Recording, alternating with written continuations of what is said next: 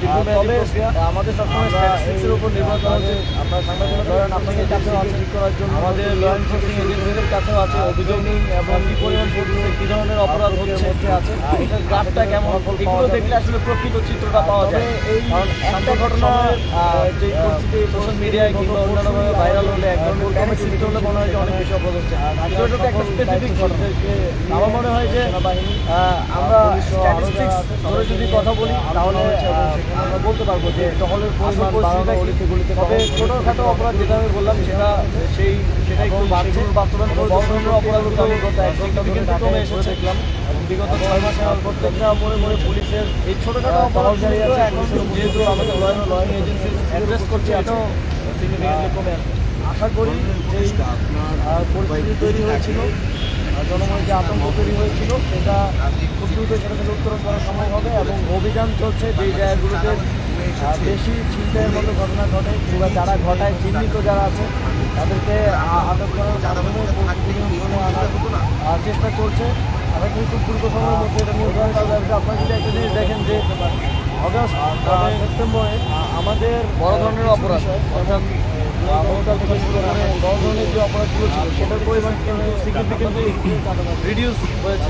ডাকাতি আবার নতুন করে সিগনিফিকেন্টলি রিডিউস হয়েছে। তবে ছোটো ধরনের অপরাধ যেমন ছিনতাইয়ের মতো ঘটনাগুলো ইদানিং কিন্তু পাচ্ছে। আমরা এটাকেও সরকার অ্যাড্রেস করছে, এটাকেও আমাদের ল এনফোর্সিং এজেন্সি অ্যাড্রেস করছে। তবে আশা করি খুব দ্রুতই সুফল পাওয়া যাবে এবং এই ধরনের ঘটনা যত সম্ভব কমে আসবে।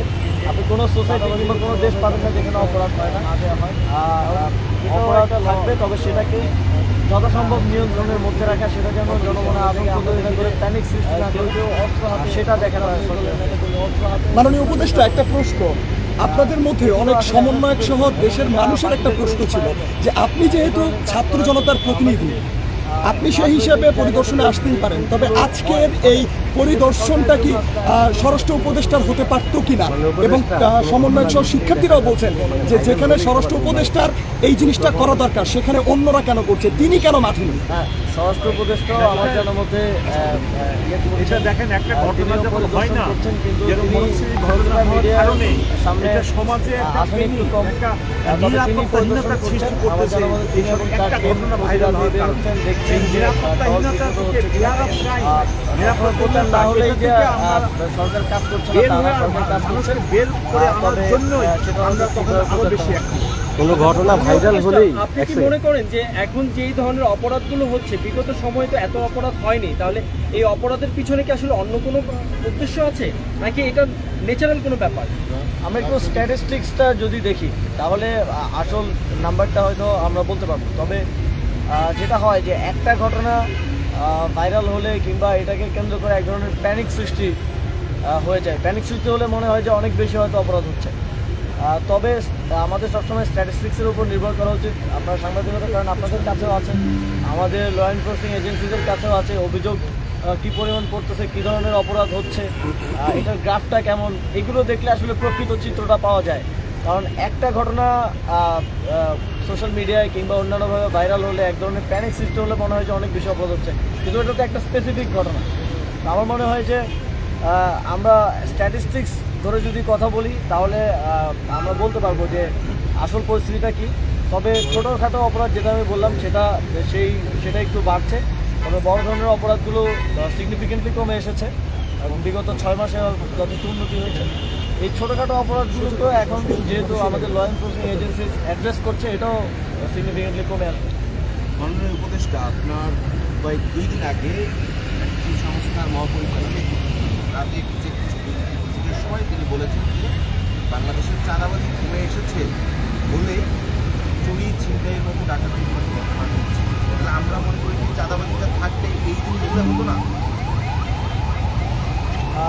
এটা তার ব্যক্তিগত বক্তব্য হতে পারে।